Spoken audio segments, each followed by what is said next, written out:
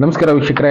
ಕಾಲಜ್ಞಾನದಲ್ಲಿ ಎಷ್ಟೆಷ್ಟೋ ವಿಷಯಗಳು ಹೇಳಿರೋವಂಥದ್ದು ಈಗ ಕಣ್ಣು ಮುಂದೆ ನಡೀತಾ ಇದೆ. ನಂಬೋದು ಬಿಡೋದು ನಮಗೆ ಬಿಟ್ಟಿದ್ದು, ಇನ್ನೂ ಎಷ್ಟೋ ಜನ ನಂಬದೇ ಇದ್ರೆ ಅವ್ರವ್ರ ಮನಸ್ಸಿಗೆ ಬಿಟ್ಟಿದ್ದು. ನಂಬುವಂಥ ವಿಷಯಗಳ ಸಾಕ್ಷಿಗಳನ್ನ ನಾನು ನಿಮಗೆ ಕೊಡ್ತಾ ಹೋಗ್ತಿದ್ದೀನಿ. ಅದರಲ್ಲಿ ಅರ್ಥಕ್ವೇಕ್ ಅನ್ನೋದು ಭೂಮಿನಲ್ಲಿ ಎಷ್ಟೋ ಕಡೆ ನಡೀತಾ ಇದೆ, ಜನರನ್ನ ಕಾಡ್ತಾ ಇದೆ ಅನ್ನೋದಕ್ಕೆ ಈಗ ಟಿಬೇಟ್ನಲ್ಲಿ ಆಗಿರುವಂಥ ಇನ್ಸಿಡೆಂಟ್ ಒಂದು ಸಾಕ್ಷಿ. ಇವತ್ತು ಬೆಳಗಿನ ಜಾವ ಆಗಿರುವಂಥ ಇನ್ಸಿಡೆಂಟು, ಇದರಲ್ಲಿ ಆಲ್ರೆಡಿ 36 ಜನ ಸತ್ತಿದ್ದಾರೆ. ಇನ್ನ ಸುತ್ತಮುತ್ತ ಈ ಭೂಕಂಪ ಅನ್ನೋದು ಸ್ಪ್ರೆಡ್ ಆಗಿದೆ. 7.1 ಮ್ಯಾಗ್ನಿಟ್ಯೂಡ್ ಅನ್ನೋದು ಅಂದ್ರೆ ಹತ್ತತ್ರ ಬಿಲ್ಡಿಂಗ್ಗಳೆಲ್ಲ ಬೀಳೋ ಅಂತ ಲೆವೆಲಲ್ಲಿ ಭೂಕಂಪ ಅನ್ನೋದಾಗಿದೆ. ಇನ್ನು ಅದ್ರ ಸುತ್ತಮುತ್ತ ಚೈನಾದಲ್ಲೂ ಕೂಡ ಭೂಕಂಪ ಆಗಿದೆ. ಪಶ್ಚಿಮ ಬಂಗಾಳಲ್ಲಿ ಕೂಡ ಭೂಕಂಪ ಅನ್ನೋದು ಕಾಡಿದೆ. ಬಿಹಾರಲ್ಲಿ ಕೂಡ ಇವತ್ತು ಭೂಕಂಪ ಅನ್ನೋದು ಜನರನ್ನ ಭಯ ಬೀಳಿಸಿದೆ. ಮನೆಯಲ್ಲಿದ್ದವರು ಎದ್ದು ಆಚೆ ಓಡೋ ಲೆವೆಲ್ಗೆ ಜನರನ್ನ ಭಯ ಬೀಳಿಸಿದೆ. ಸುಮಾರು 5.2 ಏನೋ ಆ ಸುತ್ತಮುತ್ತ ಆಗಿರೋದು. ಅವ್ರು ಹೇಳೋ ಪ್ರಕಾರ ಈಗ ಸದ್ಯಕ್ಕೆ ಬಿಹಾರಲ್ಲೆಲ್ಲ ರುದ್ರ ತಾಂಡವ ಶುರುವಾಗಿದೆ ಅಂತ ಒಬ್ಬೊಬ್ರು ಹೇಳ್ತಾರೆ ಬಿಡಿ. ಇನ್ನ ನಮ್ಮ ಸುತ್ತಮುತ್ತ ಈ ರೀತಿ ಪ್ರಕೃತಿ ನಮ್ಮನ್ನ ಎಚ್ಚರಿಸೋ ಕೆಲಸ ಮಾಡ್ತಾ ಇದೆ. ಎಚ್ಚೆತ್ಕೊಳ್ಳಿಲ್ಲ ಅಂದ್ರೆ ಮುಂದಿನ ದಿನಗಳು ಕಷ್ಟ ಇರುತ್ತೆ ಅನ್ನೋದಕ್ಕೆ ಇದೊಂದು ಸಾಕ್ಷಿ. ಭೂಕಂಪದಲ್ಲಿ ಈ ಮನೆಗಳಲ್ಲಿರುವಂಥ ಐಟಮ್ಸ್ಗಳು ನಡುಗ್ತಾ ಇದೆ ಅಷ್ಟೇ, ಆದರೆ ಟಿಬೇಟಲ್ಲೆಲ್ಲ ಮನೆಗಳೇ ಬಿದ್ದೋಗ್ತಾ ಇದೆ. ಅದಕ್ಕೆ ಜನ ಸತ್ತಿರೋದು, ರಸ್ತೆಗಳೆಲ್ಲ ಹಾಳಾಗ್ತಾ ಇದೆ. ಮುಂದೆ ಬದುಕೋ ದಾರಿಗಳನ್ನ ಜನ ಹುಡ್ಕೊಳ್ಳೋದಕ್ಕೆ ಈಗ ಮನೆಗಳನ್ನ ಬಿಟ್ಟು ಜನ ಓಡ್ತಾ ಇದ್ದಾರೆ. ಬದುಕಿದ್ರೆ ಸಾಕು ಅನ್ನೋ ಪರಿಸ್ಥಿತಿ ಉತ್ತರ ಭಾರತದಲ್ಲಿ ಇವತ್ತು ಜನರನ್ನ ಕಾಡ್ತಾ ಇದೆ. ಒಂದು ಮಾತು ಕಾಲಜ್ಞಾನಿಗಳು ಹೇಳಿದ್ರು, ಉತ್ತರದ ಜನ ಊರು ಬಿಟ್ಟು ಬರೋ ಕಾಲ ಬರುತ್ತೆ.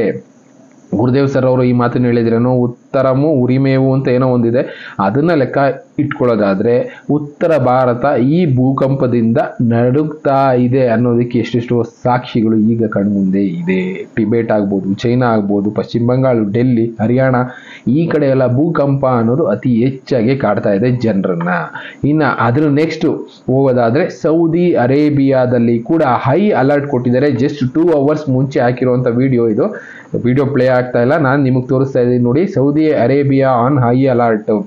ಅಲ್ಲಿ ಮಳೆ ಮತ್ತೆ ಫ್ಲಡ್ ಮತ್ತೆ ಆಗುವಂತ ಚಾನ್ಸಸ್ ಇರುತ್ತೆ. ಡಸ್ಟ್ ಸ್ಟಾರ್ಮ್ಸ್ ಅಂದ್ರೆ ನಮ್ಮಲ್ಲಿ ಮಳೆ ಬಿರುಗಾಳಿ ಸಮೇತ ಬರುತ್ತಲ್ಲ, ಆದ್ರೆ ಅಲ್ಲೇನಾಗುತ್ತೆ, ಮರಳು ಬಿರುಗಾಳಿ ತರ ಮರಳನ್ನ ಎತ್ಕೊಂಡೋಗಿ ಧೂಳು ಅನ್ನೋದು ಪೂರ್ತಿಯಾದ ಭೂಭಾಗನ ಕವರ್ ಮಾಡುತ್ತೆ. ಆಕಾಶನೇ ಕಾಣಿಸೋದಿಲ್ಲ, ಅಷ್ಟೊಂದು ದೊಡ್ಡ ಮಟ್ಟದ ಧೂಳಿನ ರಾಶಿ ಅನ್ನೋದು ಭೂಭಾಗಗಳನ್ನ ಕವರ್ ಮಾಡ್ತಾ ಹೋಗುತ್ತೆ. ಸ್ಯಾಂಡ್ ಸ್ಟೋಮ್ ಅನ್ನೋದು ಅದನ್ನ ಅಲ್ಲಿ ಕಾಡುತ್ತೆ ಮುಂದೆ ಇನ್ನ ಜಾಸ್ತಿ ಅಂತ ಅಲ್ಲಿ ಹೈ ಅಲರ್ಟ್ ಅನ್ನೋದನ್ನ ಕೊಟ್ಟಿದ್ದಾರೆ. ಇನ್ನು ಮೆಕ್ಕಾ ಮದೀನಾಗೆ ಜನ ಹೋಗ್ತಾ ಇರ್ತಾರಲ್ಲ, ಅಲ್ಲೆಲ್ಲ ಇಂಥದ್ದು ಇನ್ಸಿಡೆಂಟ್ಗಳು ಇನ್ನು ಮುಂದಿನ ದಿನಗಳಲ್ಲಿ ಜಾಸ್ತಿ ಆಗ್ಬೋದು, ಹುಷಾರಾಗಿರಿ ಅಂತ ಎಚ್ಚರಿಸೋ ಕೆಲಸ ಮಾಡ್ತಾ ಇದ್ದಾರೆ. ಇಲ್ಲಿ ಎದುರಿಸ್ತಾ ಇಲ್ಲ, ಅರ್ಥ ಮಾಡ್ಕೊಳ್ಳಿ, ಎಚ್ಚರಿಸ್ತಾ ಇದ್ದಾರೆ.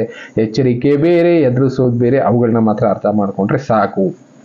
ಕಾಲಜ್ಞಾನಿಗಳು ಹೇಳಿದ್ದು 2025 ತುಂಬಾ ವಿನಾಶದ ವರ್ಷ ಆಗುತ್ತೆ ಅಂತ ವಿನಾಶಗಳ ಮಧ್ಯೆ ನಾವು ಬದುಕ್ತಾ ಇದ್ದೀವಿ. ನಮ್ಮ ಜೀವನ ನಾವು ಕಂಡಿಡ್ಕೋಬೇಕಷ್ಟೇ. ಯಾವುದು ದಾರಿ ಸರಿ, ಯಾವ ದಾರಿ ತಪ್ಪು ಅನ್ನೋದನ್ನ ಅರ್ಥ ಮಾಡ್ಕೋಬೇಕಷ್ಟೇ. ನಂಬೋದು, ಬಿಡೋರು ಬಿಡ್ಬೋದು ಅಂತ ಅದಕ್ಕೆ ಹೇಳ್ತಾ ಇರ್ತೀವಿ. ಎಲ್ಲಾ ವಿಷಯಗಳು ಎಲ್ಲ ಹೇಳಿ ಟೈಮಲ್ಲೇ ಆಗದೆ ಇದ್ರು ಒಂದೊಂದು ವೇರಿಯೇಷನ್ ಟೈಮ್ನಲ್ಲಿ ನಡೀತಾ ಇರುತ್ತೆ. ಗ್ರಹಗಳು ಯಾರ ಕಂಟ್ರೋಲಲ್ಲೂ ಇಲ್ಲ, ಅವುಗಳ ಪಾತ್ ಎಲ್ಲ ಹೋಗ್ತಾ ಇರುತ್ತೆ. ಏನೋ ಒಂದು ಡಿಕ್ಕಿ ಹೊಡೆದು ಆ ಗ್ರಹದ ಪಾತ್ ಅನ್ನೋದು ಬದಲಾಗಿ ಸ್ವಲ್ಪ ಸ್ಲೋ ಆಗ್ಬೋದು, ಇಲ್ಲ ಸ್ವಲ್ಪ ಫಾಸ್ಟ್ ಆಗಿ ಹೋಗ್ಬೋದು ಅಷ್ಟೇ. ಅದನ್ನ ಬಿಟ್ರೆ ನಡೀತಾ ಇರುವುದು ಕಣ್ಣು ಮುಂದೆ ಕಾಣಿಸ್ತಾ ಇದೆ. ಪ್ರಕೃತಿನಲ್ಲಿ ಈಗ ಆಲ್ರೆಡಿ ಈ ಇಂಬ್ಯಾಲೆನ್ಸ್ ನ ಬ್ಯಾಲೆನ್ಸ್ ಮಾಡೋ ಕೆಲಸ ಪ್ರಕೃತಿ ಮಾಡ್ತಾ ಇದೆ. ಇನ್ನು ಅಮೆರಿಕಾದಲ್ಲೂ ಕೂಡ ಈ ರೀತಿ ಎಮರ್ಜೆನ್ಸಿ ಡಿಕ್ಲೇರ್ ಮಾಡಿದ್ದಾರೆ. ಇಲ್ಲಿ ಕಾಣಿಸ್ತಾ ಇದೆ ಅನ್ಕೊಳ್ತೀನಿ. ಜಸ್ಟ್ 10 hours 11 hours ಬಿಫೋರ್ ಹಾಕಿರುವಂತದ್ದು 3 US states as massive winter storm.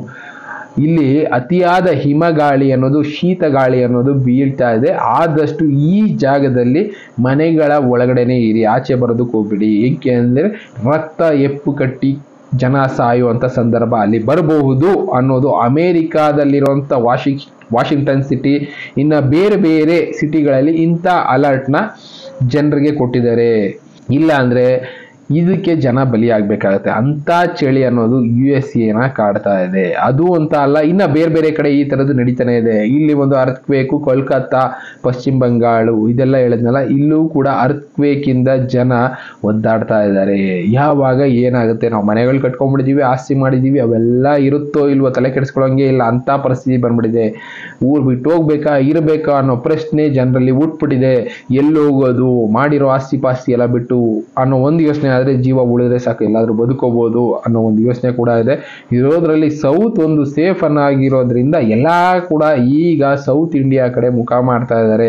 ಅದಕ್ಕೇನೋ south ಅಲ್ಲಿರೋ ರೇಟ್ಗಳೆಲ್ಲ ಈಗ ಮೇಲು ಕೊಟ್ಟೋಗ್ತಾ ಇದೆ. ಬಟ್ ಸೌತ್ ಅಲ್ಲಿ ಇದೇ ಜನಸಂಖ್ಯೆ ಜಾಸ್ತಿ ಆದಾಗ ಇಲ್ಲೂ ಕೂಡ ಅಂಥದ್ದೇ ಇಂಬ್ಯಾಲೆನ್ಸ್ ಅನ್ನೋದು ಕ್ರಿಯೇಟ್ ಆಗುತ್ತೆ. ಪ್ರಕೃತಿ ಮತ್ತೆ ಅದನ್ನ ಸರಿ ಮಾಡೋ ಕೆಲಸ ಸೌತ್ ಅಲ್ಲೂ ಶುರು ಮಾಡುತ್ತೆ. ಅದಕ್ಕೆ ನಾವು ಸಿದ್ಧರಾಗಿರ್ಬೇಕಷ್ಟೇ, ಯಾಕೆಂದ್ರೆ ನಾವು ಸೌತ್ ಅಲ್ಲಿ ಇರೋದ್ರಿಂದ. ಒಟ್ನಲ್ಲಿ ಕಾಲಜ್ಞಾನಿಗಳು ತಿಳಿಸಿದ್ದಂತ ಮುನ್ಸೂಚನೆಗಳು ಕಣ್ಮುಂದೆ ನಡೀತಾ ಇದಾವೆ. ಒಂದ್ ಕಡೆ ಭೂಕಂಪ ಕಾಡ್ತಾ ಇದೆ, ಒಂದ್ ಕಡೆ ಕಾಯಿಲೆಗಳು ಕಾಡ್ತಾ ಇದೆ, ಇನ್ನೊಂದ್ ಕಡೆ ಶೀತಗಾಳಿ ಕಾಡ್ತಾ ಇದೆ, ಇನ್ನೊಂದು ಕಡೆ ವಾಲ್ಕೆನೋಗಳು ಕಾಡ್ತಾ ಇದೆ. ಒಟ್ನಲ್ಲಿ ಈ ವರ್ಷ 2025 ತುಂಬಾನೇ ವಿನಾಶಕಾರಕವಾಗಿರುತ್ತೆ ಪ್ರಕೃತಿನಲ್ಲಿ ಅಂತ ತಿಳಿಸ್ತಾ ಇದ್ದಾರೆ. ಒಟ್ನಲ್ಲಿ ಇವೆಲ್ಲದ್ರಿಂದ ಮನುಷ್ಯರ ನಾಶ ಕಟ್ಟಿಟ್ಟ ಬುತ್ತಿ. ಆದ್ರೆ ಡೇಟ್ಗಳು ಮಾತ್ರ ಯಾರು ಕೇಳೋದಕ್ಕೆ ಹೋಗ್ಬೇಡಿ. ವೇರಿಯೇಷನ್ಗಳಲ್ಲಿ ಡೇಟ್ಗಳು ಅಡ್ಜಸ್ಟ್ ಆಗ್ಬೋದು. ಒಟ್ನಲ್ಲಿ ಬದುಕೋದಕ್ಕೆ ಒಳ್ಳೆ ಜಾಗನ, ಒಳ್ಳೆ ದಾರಿನ ಚೂಸ್ ಮಾಡ್ಕೊಳ್ಳಿ. ಅದು ನಿಮ್ಮ ಕೈಲೇ ಇರುತ್ತೆ, ನೀವೇ ಹುಡ್ಕೊಳ್ಳಿ. ಇನ್ನು ಬೇರೆ ಬೇರೆ ವಿಷಯಗಳನ್ನ ನಾನು ತಿಳಿಸ್ತೀನಿ. Thank you. ಮತ್ತೆ ಸಿಗ್ತೀನಿ. Good bye.